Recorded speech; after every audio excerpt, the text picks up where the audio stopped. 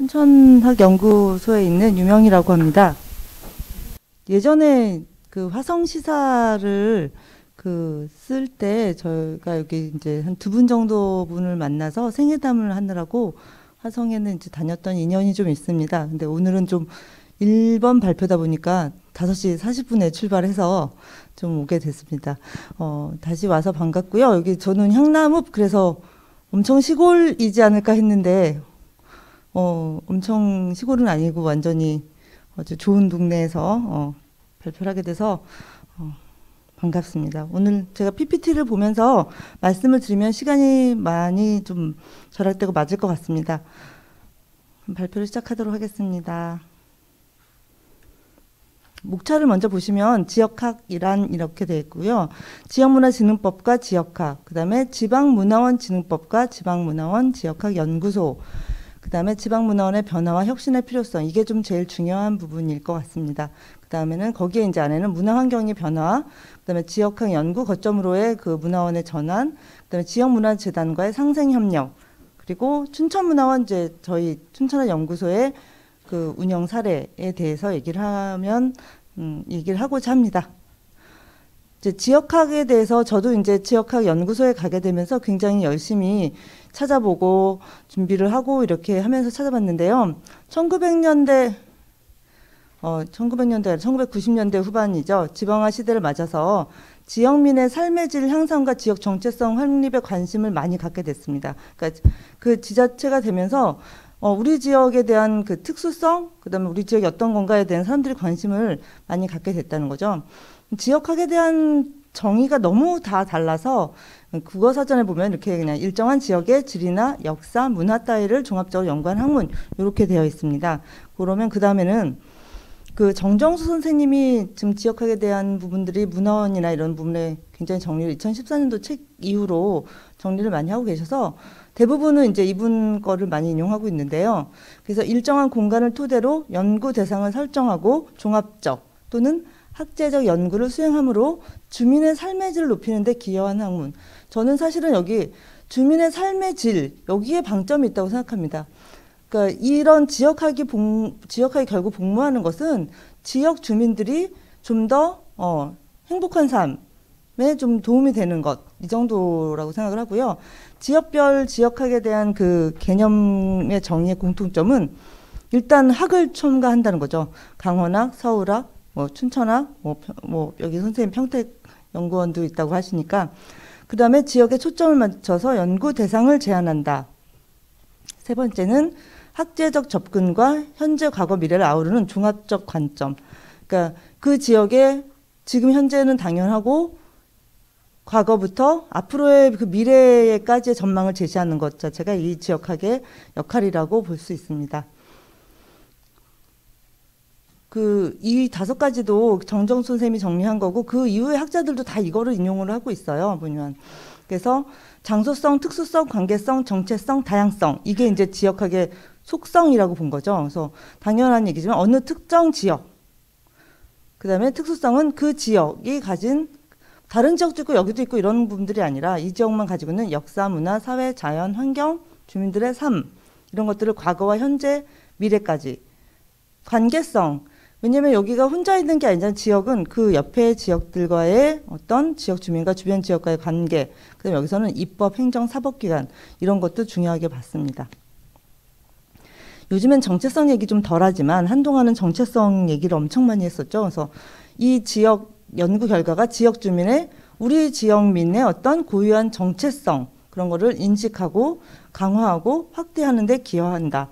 마지막으로 5번째는 다양성인데요. 지역 연구 결과가 지역의 문화 다양성을 보여주고 나아가서 이게 어떤 국가, 그 다음에 세계, 이렇게까지 퍼져나가는 거를 그 5가지 속성을, 지역학의 속성으로 봤습니다.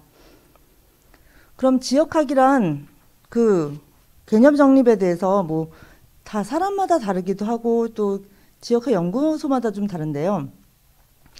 행정구역을 기준으로 하거나 문화적으로 공통의 정체성을 기준으로 한 특정 지역을 대상으로 해서 인문학, 사회과학, 자연과학 이런 모든 연구를 통해서 지역의 과거와 현재, 그다음에 미래를 제시한다.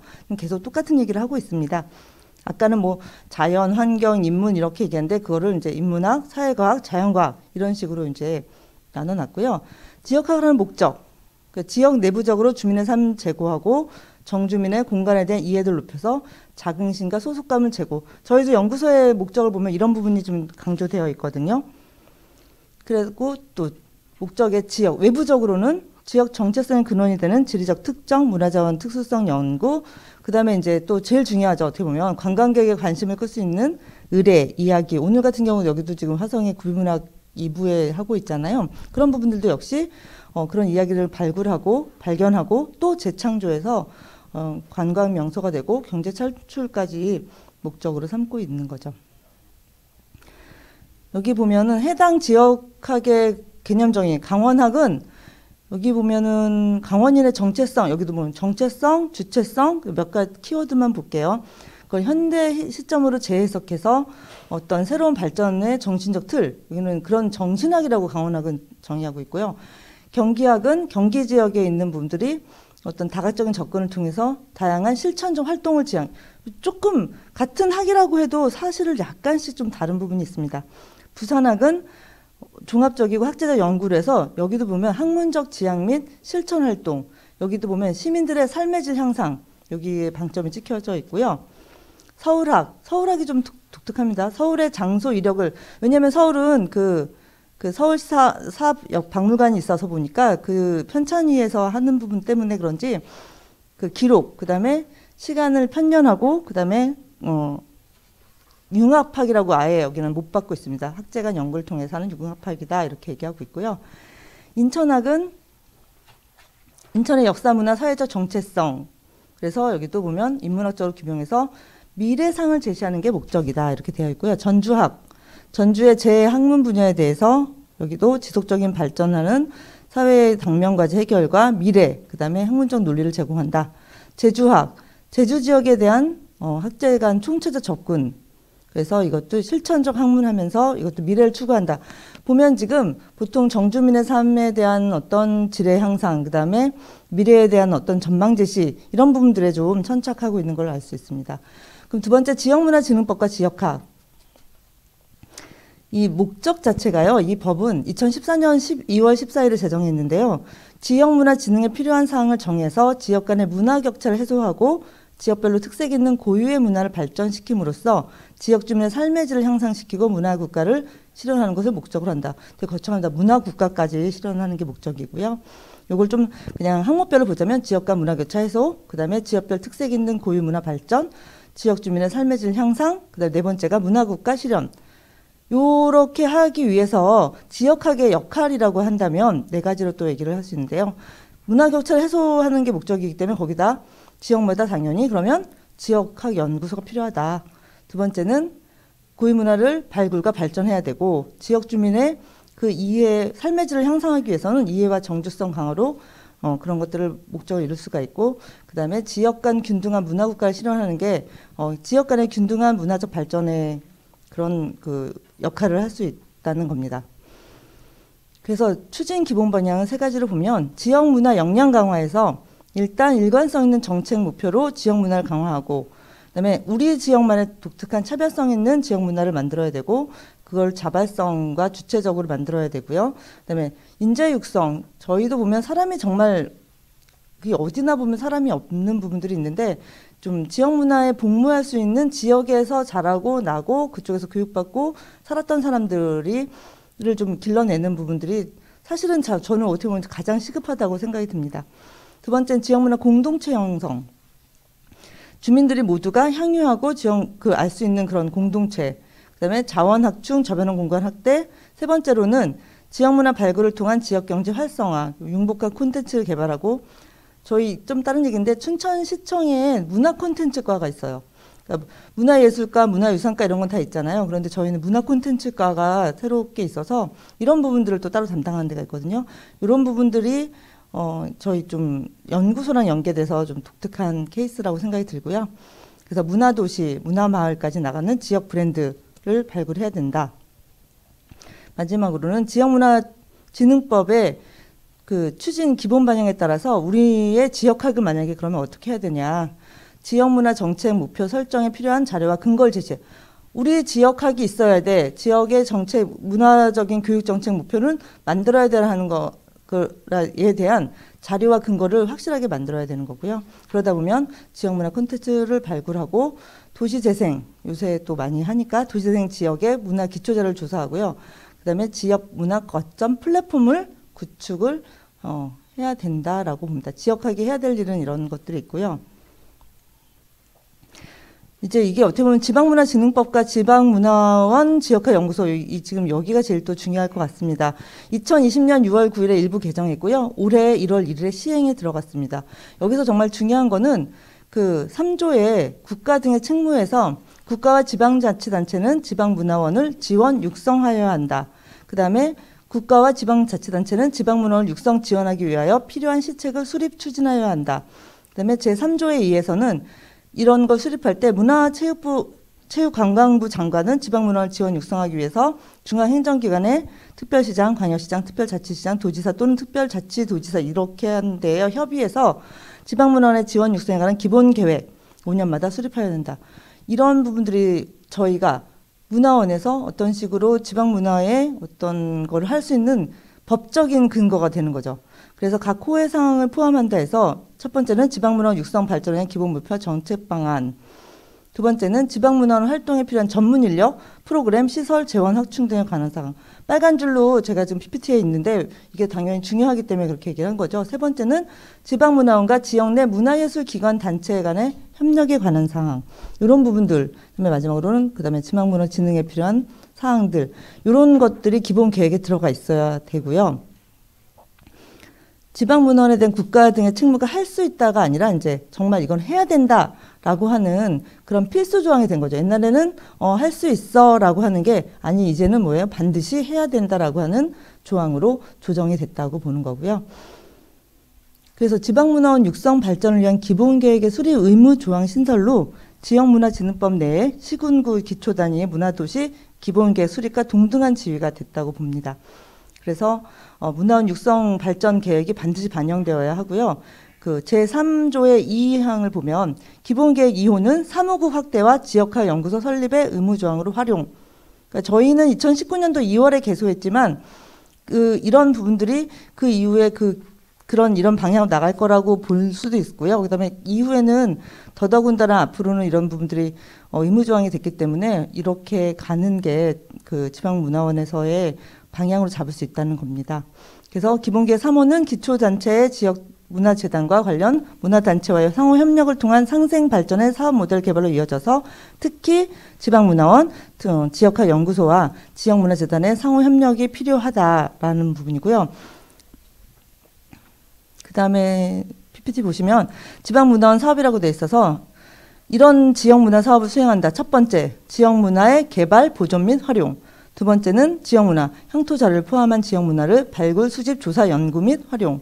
지역문화의 국내외 교류, 지역문화 행사의 개최 등 지역문화 창달을 위한 사업. 다섯 번째, 지역문화 활성화를 위한 컨설팅 지원 사업. 여섯 번째, 문화예술교육지원법 제2조 제1호에 따른 문화예술교육사업 지원. 그다음에 일곱 번째, 다문화가족 지원법 2조에 따른 다문화가족에 대한 문화활동 지원. 여덟 번째, 그 밖에 또 지역문화 활성화를 위한 국가 또는 자치단체가 위탁한 사업 이렇게 되어 있습니다. 이런 부분들의 문화사업을 수행을 해야 되고요. 지방문화원은 또 1항에 따른 지역문화사업을 원활하게 수행하기 위해서 필요한 경우 다른 지방문화원과 공동으로 사업을 수행할 수 있다.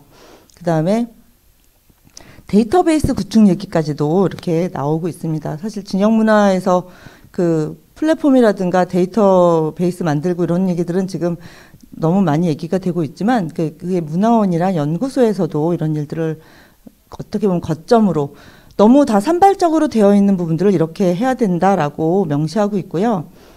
지방문화원 진흥법 제8조에 보면은 우리가 이제 착각하는 게 문화원? 그럼 너네는 전통사업만 해. 라고 하는 부분들이 있는데 그게 아니라는 거죠.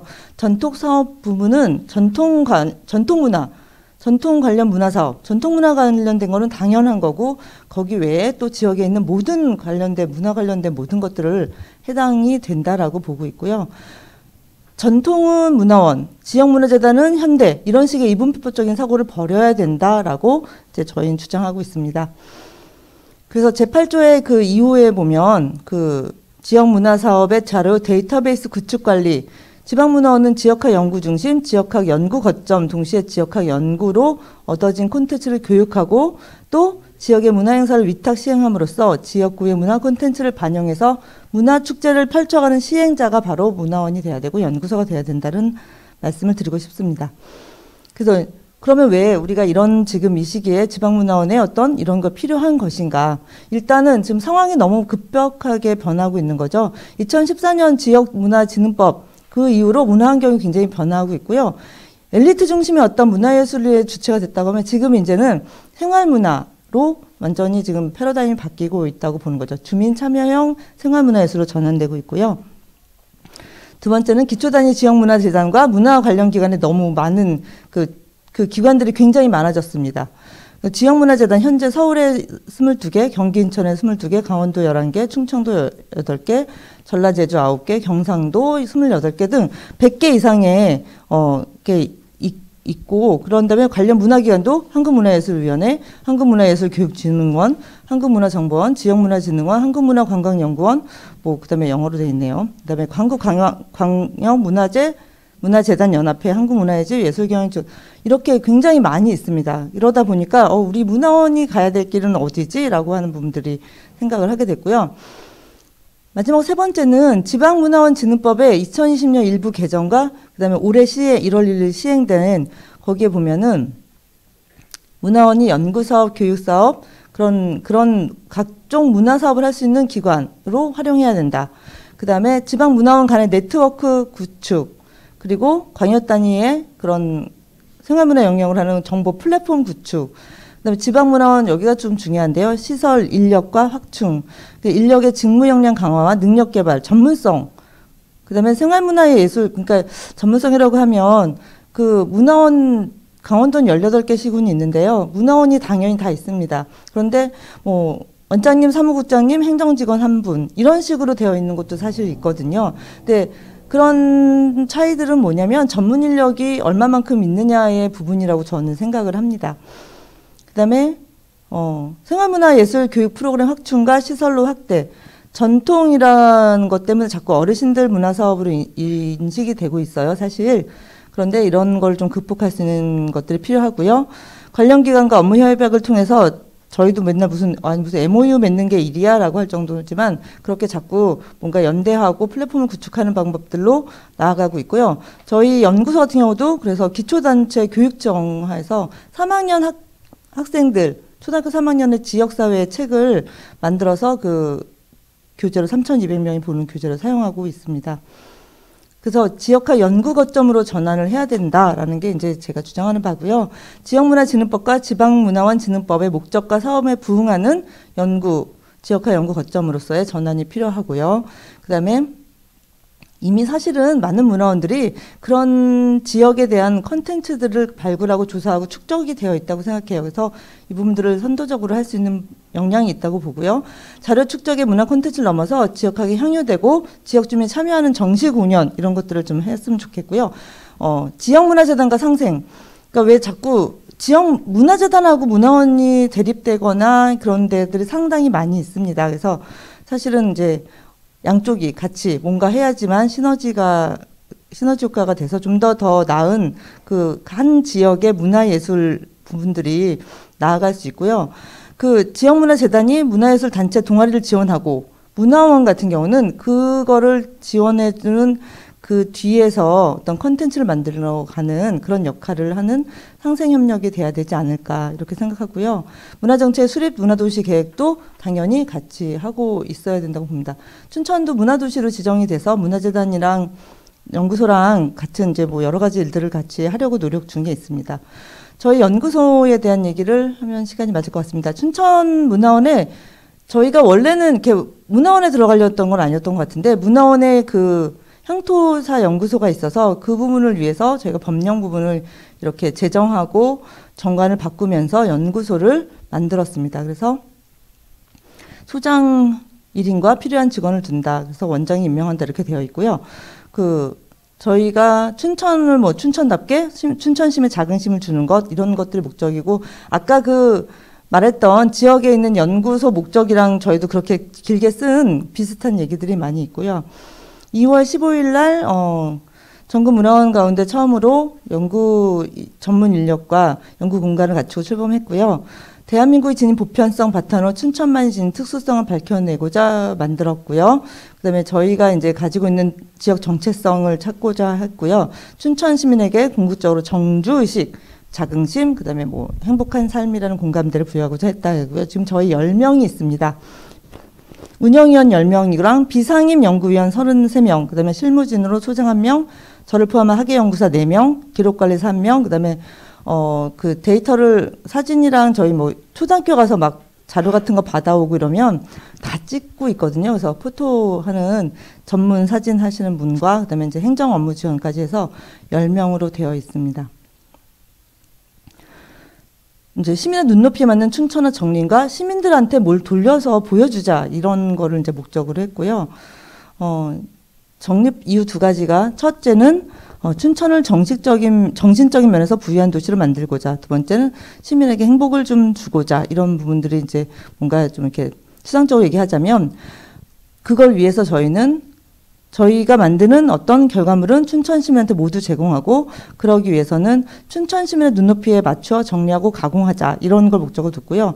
그 다음에 춘천화 정리 결과물을 전부 공개. 저희 지금 데이터 기록물 디지털 기록관을 내년에 이제 열려고 하는데 지금 한 3만 건에서 4만 건 정도 들어있는데 좀 더 만들고 하자 이런 부분에서 원래 올해 그 기록관을 열려고 하다가 좀 데이터가 좀 구축된다면 하자 이렇게 얘기를 했습니다. 그래서 저희 연구소의 주요 사업이 정립, 연구, 확산, 그래서 춘천학 정립, 그래서 춘천학 기초자료를 축적을 한 지역학 기반 공고화, 두 번째는 연구, 그래서 그 현안과 문제를 집중 연구 논의해서 미래상을 제시하고, 세 번째는 확산, 그래서 춘천학을 확산해서 그런 어떤 새로운 역할과 관계망에 대한 지역학 구축 이런 부분이 있는데요. 좀 이렇게 보시면 표로 보시면 이렇게 3가지로 정립, 연구, 확산 이렇게 되어 있고요. 이걸 좀 더 자세하게 보면 일단은 춘천인 구슬체로 제가 주로 하고 있는 사업인데요. 시민기록단을 만들었습니다. 그래서 시민이 시민을 기록하다 이걸 좀 만들어서 사실은 제가 밤에 이불킥을 했어요. 왜 이런 걸 했을까? 그냥 전문가 해서 했을 걸. 시민이 시민을 기록하다고 하니까 시민에 대한 워크숍도 해야 되고 그분들을 또 하고 그분들이 시민을 만나고 그거에 대한 결과물도 정리를 하는데 그 과정이 생각보다 녹록치 않았습니다. 그래서 이런 부분들이 그럼에도 어떤 운영을 했던 보람은 있지만 그런 부분들에서 좀 힘들었지만 그래서 구슬 아카이브에서 시민이 만난 사람들을 다 한 명씩 책을 만드는 거예요. 아카이브로. 인생회담을.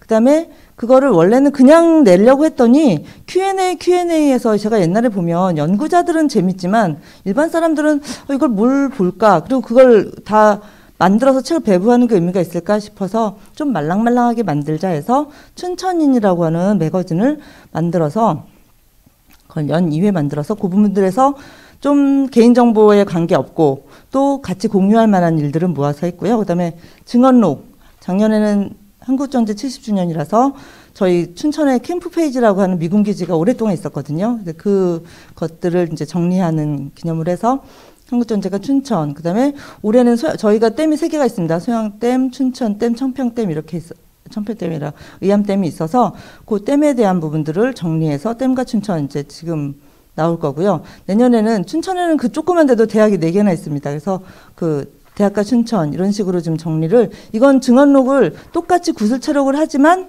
좀 전문가분들이 쓰게끔 만들었고요.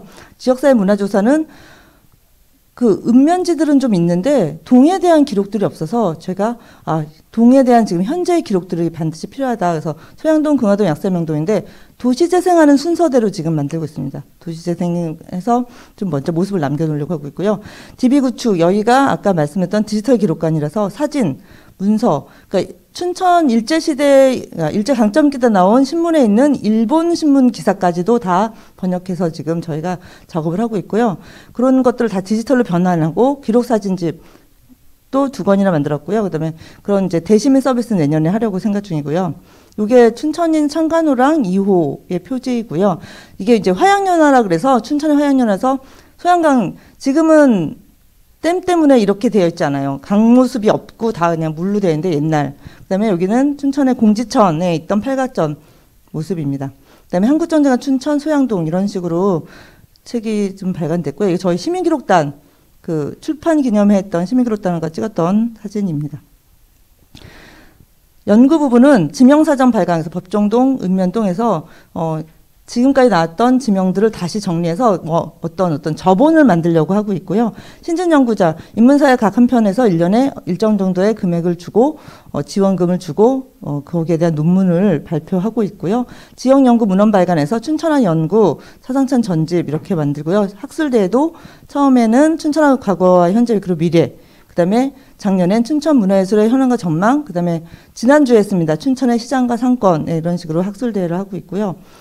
그다음에 마지막으로 그 춘천화 확산, 춘천화 스터디는 문화관광 해설사분들을 심화교육, 공무원들을 춘천화 강좌, 그다음에 초등학교 여기 2학년인데 3학년입니다. 교과서 제작, 그래서 초등학교 3학년 학생들, 춘천에 있는 모든 학생들이 지금 저희가 만든 그 지역학 그 교재를 쓰고 있고요. 지역단체 협력 사업으로는 사진작가협회, 그다음에 인형극단, 그다음에 뭐 작은 도서관과 하는 여러 가지 협력 사업들이 있고요. 그다음에 홍보 행사를 하고 있습니다. 그래서 저희가 앞으로는 유관기관과 상호 협력하는 컨소시엄을 구축하고, 그러니까 대한민국 대표하는, 너무 좀 말이 그러네요. 지역화 연구소가 되려는 목표는 갖고 있습니다. 그다음에, 춘천학이라고 하는 게 갑자기 혼자서 만들어질 수 없어서 여러 가지 네트워크화 하려고 하고 있고요. 좀 여기는 안 썼는데, 앞으로는 사실 지금 AI 학습 데이터에 대한 부분 되게 집중이 요구되고 있는 상황인데, 그런 부분들도 역시 저는 문화원이나 지역에 있는 사람들이 그 지역에 대한 그 데이터, AI 학습 데이터들은 그쪽에서 책임을 좀 져야 된다고 생각이 좀 듭니다. 매진말은 앞에 했던 얘기들 정리입니다. 이상으로 마치겠습니다. 감사합니다. 오늘 발표를 해주신 선생님 말씀이 전체적으로 일반적인 이 지역학에 대한 정의와 그리고 또 사례, 현황들, 그리고 앞으로 그럼 어떻게 우리 지방문화원이 문화재단과 또 유사 여러 가지 문화예술 활동을 하고 있는 기관들과의 도전 속에서 지방문화원의 역할을 담당할 수 있을 것인가에 대한 말씀을 여러 가지 사례를 들어서 해주셨습니다. 특히 제가 이제 이 선생님 발표문을 보면서 한편 이제 부럽기도 하고 또 한번 좀 방문해보고 싶은 것이 철저한 이 기획에 의해서 조직이 만들어진 사례가 저희도 이제 평택각 연구소가 평택 같은 경우는 뭐 1914년에 모든 뭐 지방자치단체들이 그렇게 했지만 1914년에 이 수원군 일부하고 또 충청남도 평택하고 경기도 진위가 합해져서 진위군으로 출발을 했다가 이제 평택군이 되고 평택시가 된 그런 좀 다양성을 가진 도시입니다. 그리고 또 송탄이 시가 되고 평택이 시가 되고 평택이 군이 되고 또 이게 합해져서 이제 지금 현재 평택시다 보니까 그 송탄시 시절에 향토사 연구소가 80년대 후반에 만들어져서 나름대로 한 10년 동안 현재 평택 북부 지역에 대한 연구 활동을 했었거든요. 그리고 또 평택군 문화원이 있었고 평택시 문화원이 있었고 이게 이제 통합이 돼서 지금 현재 평택시 평택문화원으로 그리고 이제 2000년도 초반에 저희가 이제 향토사 연구소를 별도로 또 만들어서 작년에 이제 평택학 연구소로 명칭을 바꾸고 평택도 화성이 지금 거의 뭐 90만 넘어서 100만을 바라보는 도시, 개발 압력이 가장 큰 도시고 인구 증가가 많은 도시.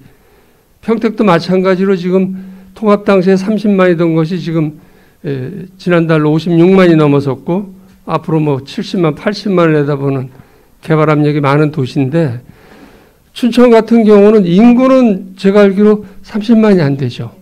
예, 한 27만 정도 되는 도시에서 그 대신에 다양한 문화 자원과 인문 자연 환경이 어느 도시보다도 빼어나고 전통과 미래가 있는 도시인데 인구수나 그 시의 규모로 봐서는 화성이나 평택보다 작음에도 불구하고 이렇게 지역학 연구소를 10여 명의 전문 연구진을 갖추고 진행한다고 하는 것이 참 한편은 부럽기도 하고, 저희는 지금 비상임이 25분입니다. 연구위원이. 그중에 이제 소장님 한 분 계시고 상임은 이제 3명입니다. 저희 같은 경우는.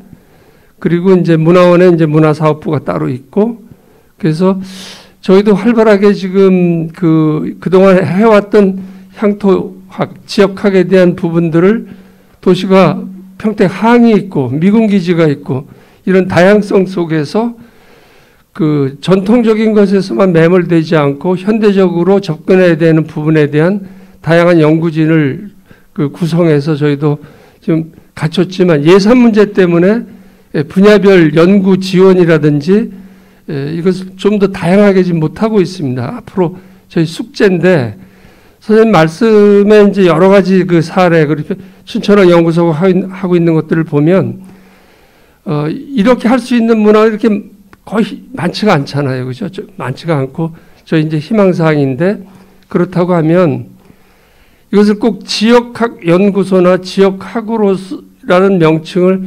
사용해서야만이 그 지방문화원의 역할, 그리고 굳이 과거뿐만 아니라 현재와 미래를 아우를 수 있는 학문으로서의 접근이 지역학이라고 하는 무슨 학이라고 하는 명칭을 부여해야만이 가능한 것인가. 그렇지 않은 지역, 그렇지 않은 문화원은 그런 어떤 형편에서 해야 될 것인가에 대한 우리 문화원 자체만의 성찰과 고민이 그동안 많이 있어 왔거든요. 그래서 선생님이 말씀하신 부분이 제가 다 동의하면서도 그러면 차별적인 그 문화원만의 특징을 가지고 갈 수 있는 것이 여러 가지 사업 중에서 도시별로 지역별로 이제 차이가 있는데, 그런 부분에 대해서 선생님이 경험을 통해서 좀 말씀해 주시고, 제가 이제 그 일반적인 그 말씀에 다 동의하기 때문에 질문은 이것으로 마치도록 그렇게 하겠습니다.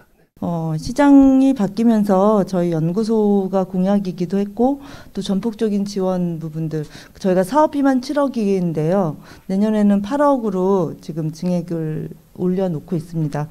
제가 가끔 이제 뭐 이런 책 같은 거 보면 또 잘 만들었네 이런 연락들을 주시는 선생님들도 계시는데, 제가 좀 속된 말로 하면 모든 게 돈과 노가다입니다.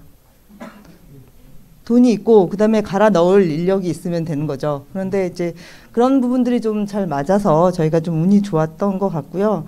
그러니까 향토사 연구소라고 하거나 아까도 말씀드렸지만 18개 시군 저희도 상황이 굉장히 다 다르거든요. 근데 어떻게 보면은 우리 문화원이 어떻게 살아남을까에 대한 부분으로서 지역과 거점으로 가는 수밖에 없다라고 하는 게 전체 지금 한국문화원연합회나 이런 데서의 그 일종의 그런 조례를 낸 것들도 그런 방법이라고 생각해요.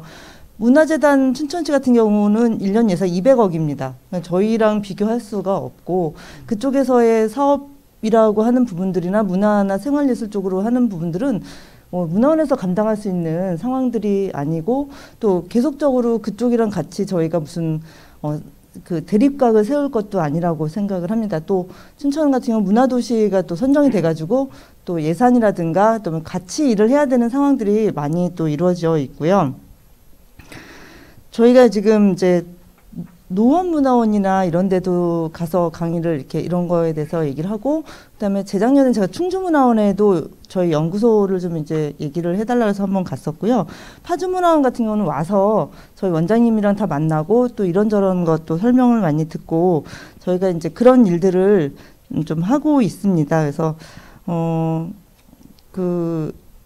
또 이제 향토사 연구소라고 하는 부분들하고 또 충주 같은 경우도 향토사학회나 그 향토사학자들이 있지 않습니까? 이제 그런 분들하고의 그런 협력 관계가 사실은 어떻게 보면 현장이나 현실적인 부분에서는 훨씬 더 좀 부딪히는 부분이 많거나, 그분들이 저희는 이제 운영위원으로 이렇게 흡수를 해서 그쪽에서 좀 일을 같이 하려고 노력을 좀 했었고요. 근데 뭐 충주도 그렇고 그런 부분들이 좀 문제가 좀 많이 있는 것 같았습니다. 그래서 저희가 연구소가 10명이고 사무국에서 문화사업을 하는 그쪽에서는 사무국장님하고 그 또 5명의 인력이 따로 있는 상황이에요. 그러니까 사무국하고 5명이 있던 인력에서 연구소가 생기면서 이제 첫 해에 셋으로 출발했는데 그 다음에 2명이 충원되고, 그래서 지금은 10명까지 3년 내로 이렇게 된 상황입니다. 그래서 저희 지역이 좀 특수한 케이스라고는 하지만 문화원은 앞으로 이렇게 가는 수밖에 없고, 또 그런 부분에서 해야 되는, 아까도 말씀했지만 그거를 할 수 있는 지역 문화를 선도하거나 지금까지 있던 자료나 이런 여러 가지 부분들을 해내는 것도 문화원밖에 없다고 생각이 듭니다. 그래서 선생님 말씀에 답변이 많이 부족하긴 하지만 저희가 또 말씀드릴 수 있는 거는 여기까지인 것 같습니다.